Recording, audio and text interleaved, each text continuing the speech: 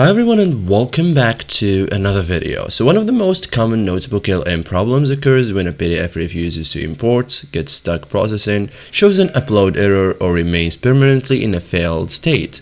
This can happen because of file size limits, protected PDFs, corrupted files, scanned documents, browser issues, or temporary NotebookLM processing problems. Fortunately, most PDF imports failures can be fixed with a few simple troubleshooting steps. In this guide, I'll show you step by step how to fix a PDF not importing in NotebookLM in 2026.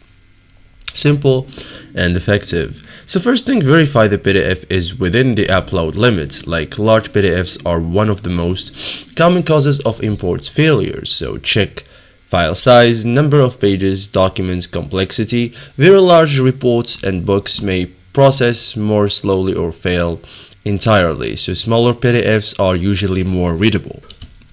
Make sure the PDF is not password protected, like NotebookLM cannot properly process many secured PDFs. So for example, password protected files, restricted editing PDFs, DRM protected documents. So try opening the PDF locally. If a password is required, the protection may be causing the problem. So protected PDFs frequently fail to import.